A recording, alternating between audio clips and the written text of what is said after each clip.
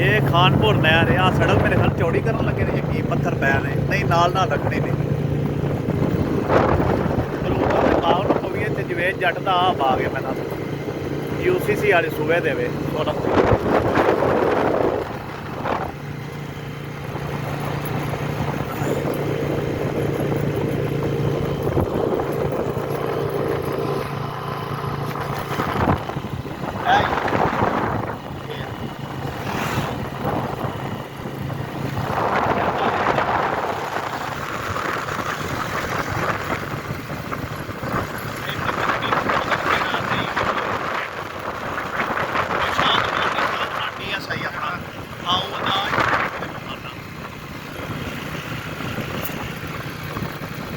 ਪਾਣੀ ਲੱਥਾ ਨਹਿਰ ਦਾ।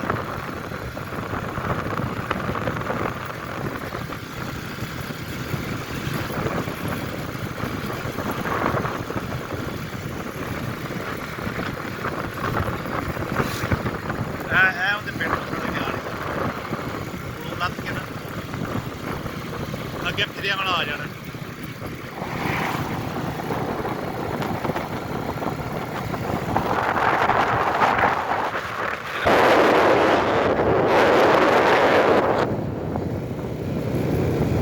ਉਹ ਸਰਾਈ ਅਮਰੂਦ ਜਿਹੜਾ ਨਾ ਸਰਾਈ ਅਮਰੂਦ ਉਹ ਇੱਥੇ ਲੱਗਾ ਸੀ। ਇਹ ਸਰਾਈ ਅਮਰੂਦ ਸ਼ਿਰਕਪੁਰ ਦਾ ਤੇ ਜੰਮੂ ਦੋ ਹੀ ਚੀਜ਼ਾਂ ਮਸ਼ਹੂਰ ਨੇ।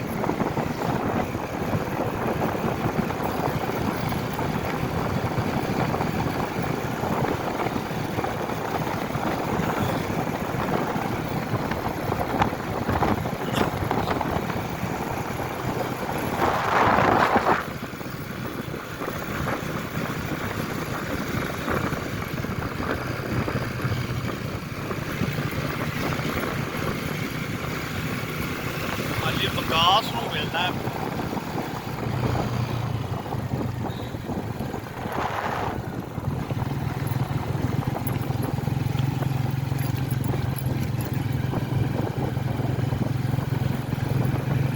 ਪਹਿਲਾਂ ਕਿੰਨਾ ਵਾਲੇ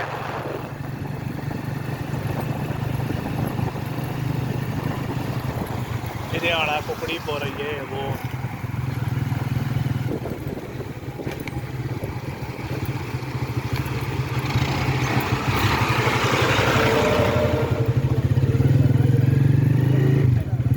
ਫਿਰਿਆ ਵਾਲਾ।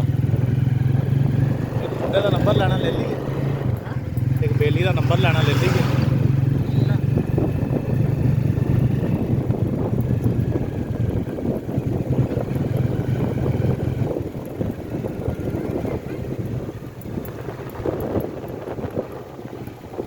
ਇਹ ਫਿਰਿਆ ਵਾਲਾ ਇਸ ਪਿੰਡ ਦੇ ਸਾਰਾ ਪਿੰਡ ਹੀ ਬਾਹਰ ਹੈ ਤੇ ਦੋ ਤਰ੍ਹਾਂ ਪੈਲੀਆਂ ਦੇ ਮਾਲਕ ਨੇ। ਮਾਲਕ ਏਡੇ ਵੱਡੇ ਇਹ ਫਿਰਿਆ ਵਾਲਾ ਚੌਰੀ।